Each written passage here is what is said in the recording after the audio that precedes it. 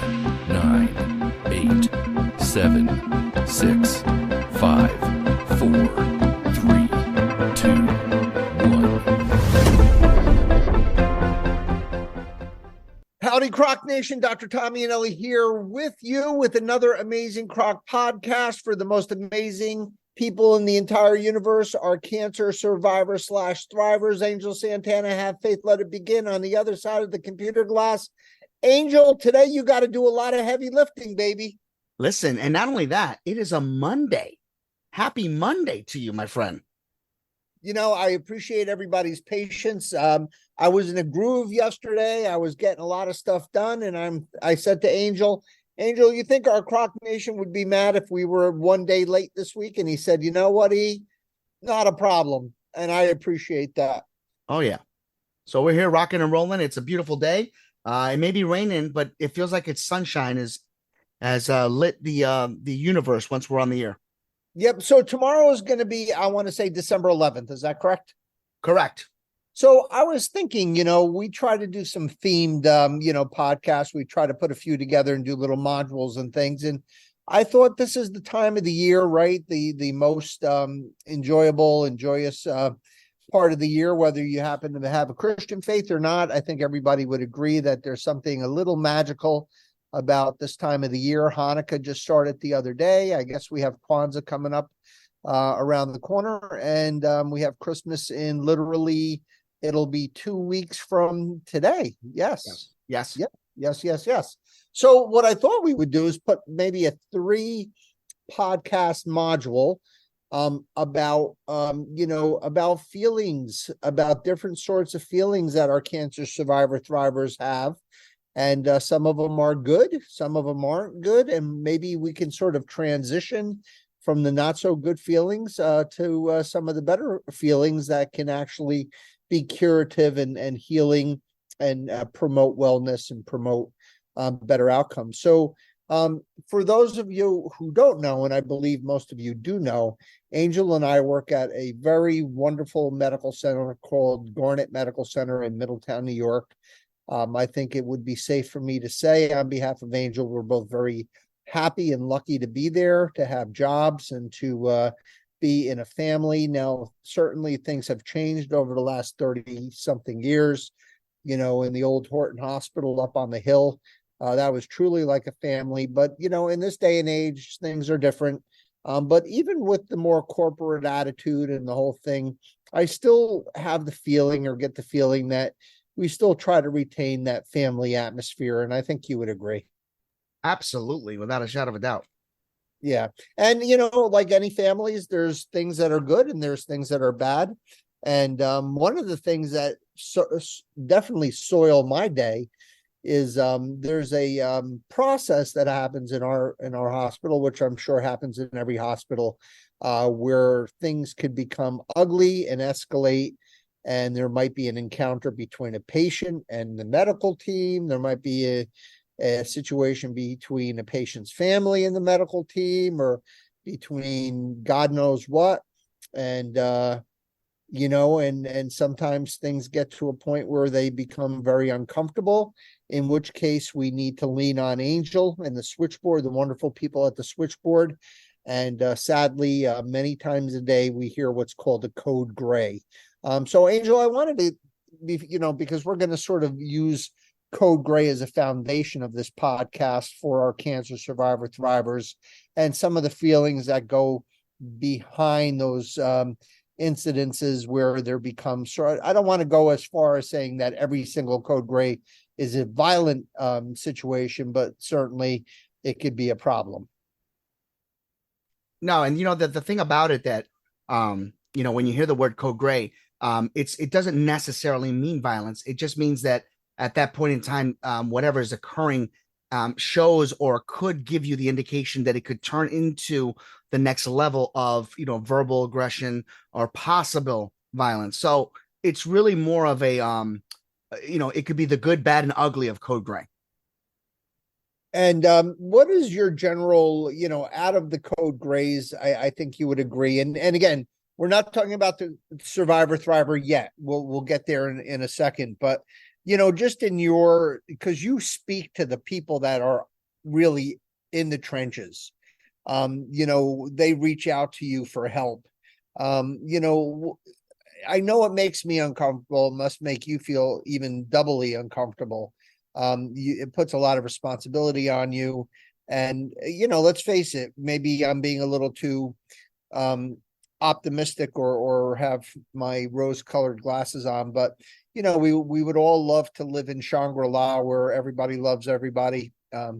To quote Jackie Moon in Semi-Pro. But what's your feelings of the Code Gray experience? I mean, I think a lot of it, deals with communication. A lot of times patients and families do not understand, behind the curtain of what we know. Things take time. Reports take time. Doctors are not always living inside the hospital, although a lot of you will probably disagree with that because you pretty much live in the hospital. But when it comes to certain patients, they're not just the only patient. And I think it's just dealing with that communication aspect of knowing, that you're not being put aside. You just have to wait sometimes. And I think that we're living in a culture now where instant gratification is a huge factor. And I think a lot of people, and this is, in the hospital, this could be anywhere in the world. They want things right now. And I think a lot of that you contribute to the internet and the online version because, you can click a button and your package is there probably within, the next 24 hours. But when you're sick and you're feeling better or vice versa, you put yourself in a position to want to know and need to know, information that may not be available to you at that moment in time.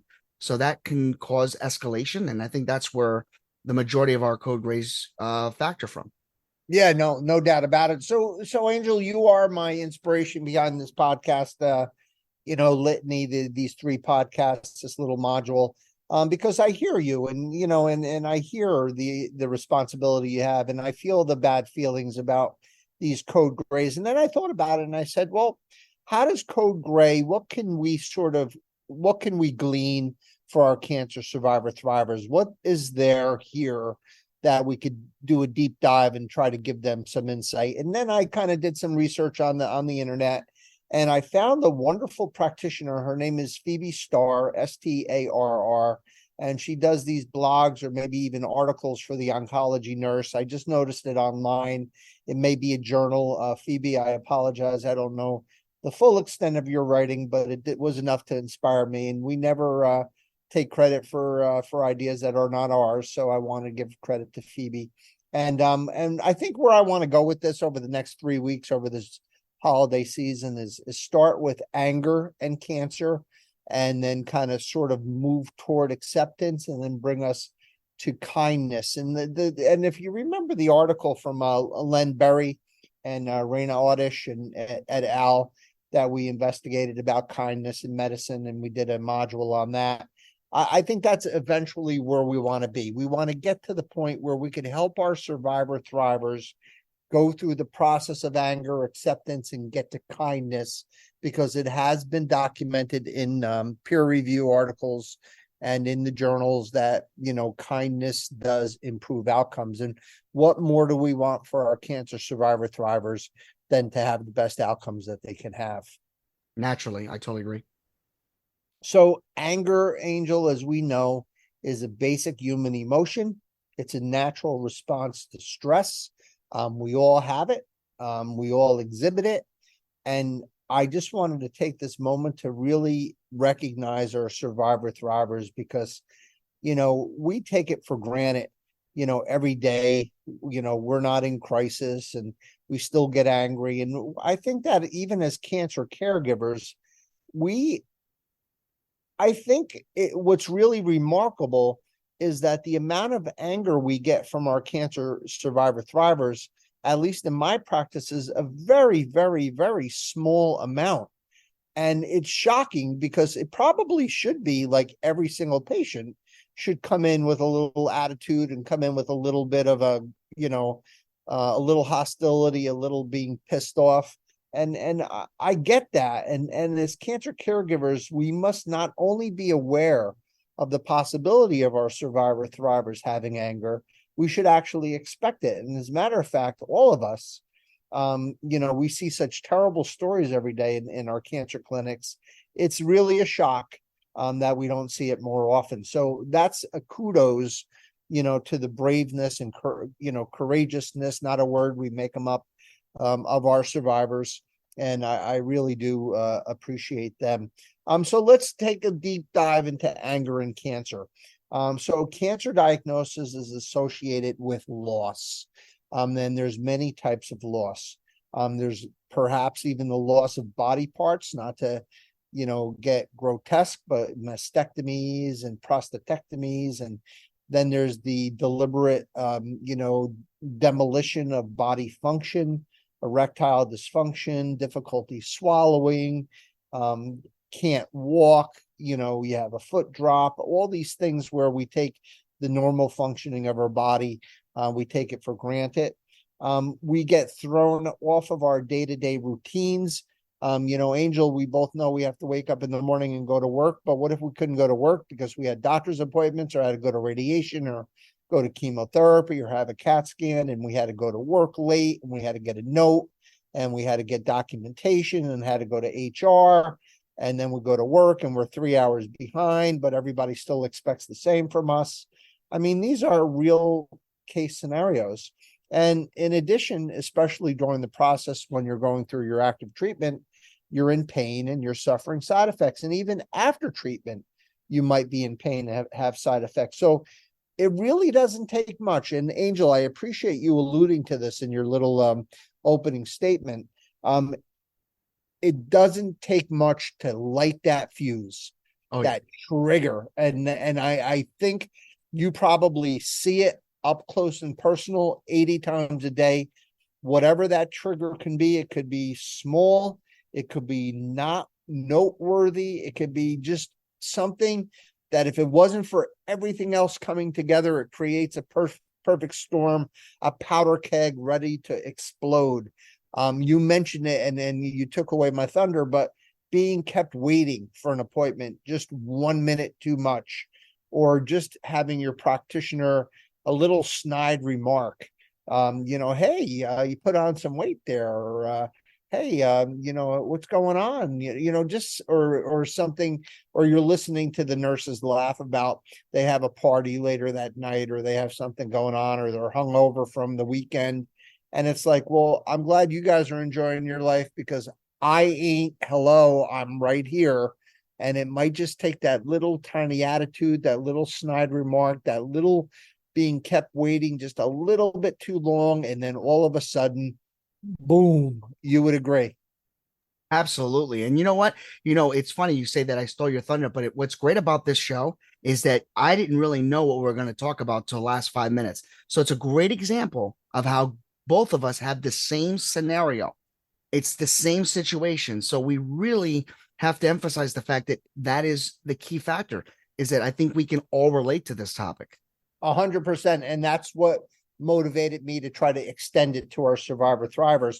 So we call this part of the process the straw that breaks the camel's back, right? It's just whatever it is, you break and then you're broke and now you go into anger mode. So we have a few steps that we could do as caretakers, as family members, as even as observers in the hospital, how we could try to head off these blow-ups. And the first thing we could do is we could try to recognize it before it happens. And Angel, you said exactly the same thing when you started. These are the nonverbal cues. So we have to be very, very aware. Now, Angel, you're a switchboard, so you don't see facial expressions, but man, I bet you are an expert at listening to someone's tone, the tone of their voice. I'm sure you can hear, to a point of such, you must be like a PhD in like tonal, alliteration, knowing when someone is being sarcastic to you, knowing when someone is just at the brink of boiling over, knowing when someone is just sort of a little off and they're just not connected to the reality. And you would be an expert on that. Appearance, we're in the hallway, we're in the emergency room, and a person is being triaged, a cancer patient. And I saw a patient Friday in the clinic, and just looked at his face, and I knew he was done. I knew he needed to get admitted. I know he needed hydration, and I knew he needed some sleep and pain medication. He didn't say a word. I looked at him. All I had to see is look at him. And had I been sort of deaf, dumb, and blind to what was all the nonverbal cues I was seeing, he could have very easily gotten angry because it was us that was causing his situation. And I could have very easily seen him starting, to go off on us, because we were the ones that were creating the situation. But I looked at him. All I had to do was look at him, and that's all I needed. Sometimes you see a facial expression, you look at an appearance of the patient, the tone of their voice. Are they making eye contact with you? A lot of times before an explosion, people will avoid looking at you in the eye because they're sort of preparing them. So it's almost like that pre-fight fight. You're sort of strategizing how you're going to attack that person in front of you. And you don't want to make eye contact. And also the gesturing. Sometimes there's a lot of animation going on, and a person is just very not feeling safe, not feeling in control, not feeling, connected. And the postures and their body language, they could be closed off. They could be, kind of in the fetal position. You could kind of know what's going on. And if you see any of these telltale signs, then you know that you have a job in front of you to try to mitigate, or as Angel said, to try to head off this explosion. The second step to de-escalating before you reach a code gray is the thing that I struggle with on a day-to-day basis. And we talk about it in many of the podcasts. We can't let ourselves get caught making it about us. Our self-management and transference management, and we talked about transference. So for example, transference is the redirection away from the event that's in front of you, redirecting that to a substitute. So say I had a bad experience with a father figure or whatever, and I got yelled at or got beaten as a kid or whatever. And as soon as I hear a tone of voice of someone starting to yell at me or make me feel belittle me or something, I can transfer that patient. That patient can bring me back to a point when I'm an 8-year-old kid being chased down the New Jersey boardwalk in Seaside Heights, being called names for something I didn't do. Like I could see that happening, and all of us, bring a lot of baggage to to our practices, and it's hard for me to be able to de-escalate and to really be mindful of trying to stay in that moment, even when someone's attacking me, and not make it about me or not let it bring me back to a bad place. Angel, your thoughts? Yeah, I mean, I like to say that, when you were giving an example of, the tone or the facial, I call them the short fuse. I've always pictured it as, this almost like the Mission Impossible entrance, with the Match. the match, and it's Yeah. but the fuse is so short, and the reaction is so much powerful than the actual explosion. So yeah, Exactly. it's very interesting. So as caregivers, and caregivers, right, of our cancer patients, our survivors, our thrivers, we need to manage ourselves first. So, they tell you on an airplane, if we lose cabin pressure and there's a loss of oxygen, the oxygen will come down. Please, take care of yourself first, and then attend to your young children or whatever. And I think that's the first thing we have to do. When our cancer survivor thriver starts to get angry, we have to take our own pulse. We have to manage our response to them. We have to remain non-reactive. We have to remain calm. We have to have a pleasant tone.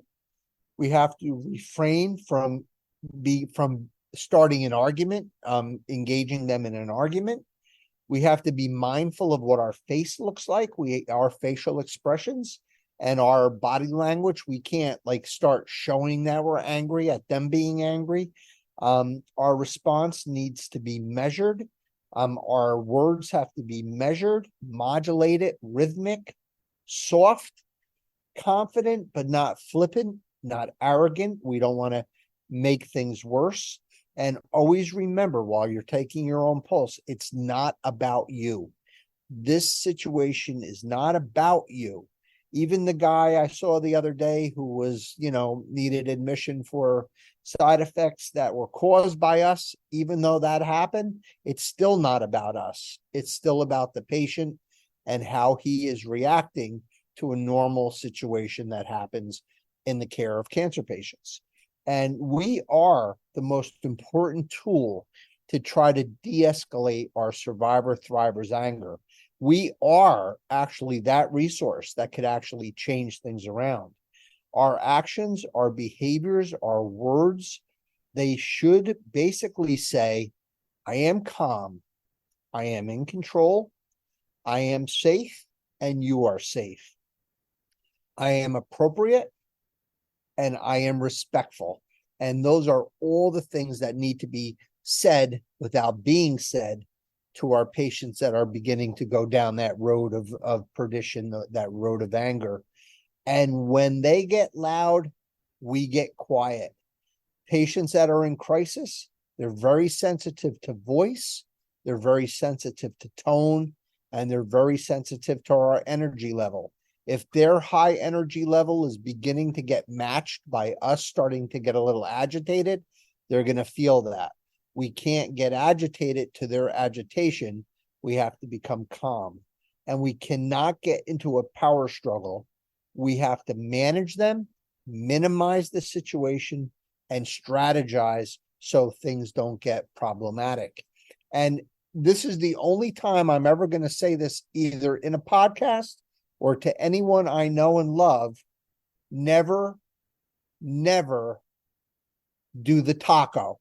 Now, I love tacos, especially soft shell carnita tacos with extra hot sauce, 6, please, with the cilantro and the whole thing. But in this case, we're never going to taco. So what is taco? We're never going to threaten. We're never going to argue. We're never going to challenge. We're never going to order or command. And we're never going to shame our survivor thrivers, even though they may be saying some inappropriate, angry things at you. And if we can do everything that I said, and if we can project empathy and reframe the situation, start asking questions, but mostly listen, acknowledge their pain, but don't fixate on it.